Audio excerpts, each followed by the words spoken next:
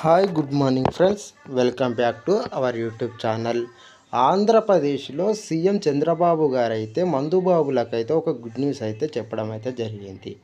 ఈ వీడియోలను అయితే పూర్తిగా తెలుసుకుందాం. ఆంధ్రప్రదేశ్లో కొన్ని ఇబ్బందులు ఉన్నప్పటికీ మందుబాబులకు నిజంగా మంచి రోజులైతే వచ్చేశాయి. ప్రస్తుతం ఆంధ్రప్రదేశ్లో ఏర్పాటైన కూటమి ప్రభుత్వం కొత్త లిక్కర్ పాలసీ కింద కీలక మార్పులకైతే శ్రీకారం చేపట్టిన విషయం అయితే అందరికీ తెలిసింది.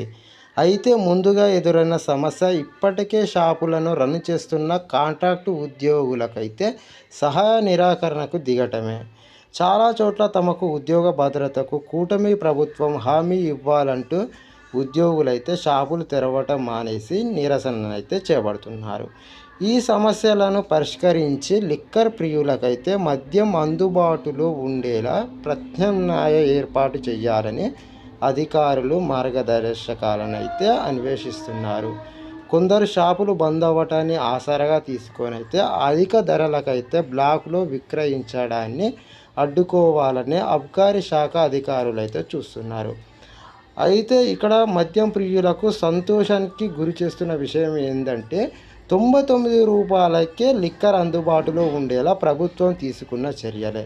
కొత్త మద్యం పాలసీ ద్వారా ప్రభుత్వానికి 5,500 కోట్ల ఆదాయం వస్తుందని తెలుస్తుంది. ఆంధ్రప్రదేశ్ ప్రభుత్వం కొత్త లిక్కర్ పాలసీ కింద అక్రమ మద్యాన్ని అరికట్టేందుకు 3,736 రిటైల్ షాపులకు అమ్మకాలకైతే లైసెన్సులను అయితే ఇస్తుంది. ఇవి ఈ నెల 12 నుంచి అయితే ఓపెన్ అవుతాయి. తక్కువ ఆదాయం ఉండే వ్యక్తులకు సైతం మంచి లిక్కర్ సరసమైన ధరలకు అందించేందుకు ఎన్నికల్లో ఇచ్చిన హామీకి అనుగుణంగా ప్రస్తుతం ప్రభుత్వం అయితే చర్యలు అయితే చేపడుతుంది. కొత్త పాలసీపై మద్యం కంపెనీలు సైతం సంతోషాన్ని అయితే వ్యక్తం చేస్తున్నాయి. మద్యం విక్రయాల విషయంలో ఏపీ రానున్న కాలంలో అయితే 3 అగ్ర మార్కెట్లో ఒకటిగా నిలిచే అవకాశం ఉందని విశ్లేషకులు అయితే చెబుతున్నారు. అయితే కొత్త పాలసీ రానున్న 2 ఏళ్ల పాటు అమల్లో ఉంటుందని అయితే తెలుస్తుంది.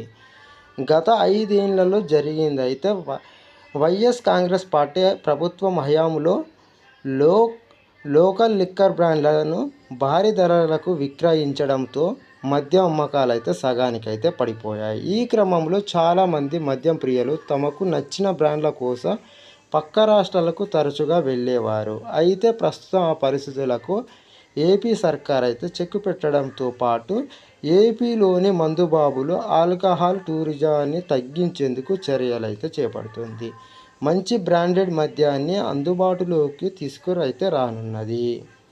అలాగే ఆన్లైన్ లాటరీ విధానం ద్వారా షాపులను వేలం వేయుట ద్వారా పారదర్శకతను పెంచుతుందని ప్రభుత్వం అయితే చెబుతుంది.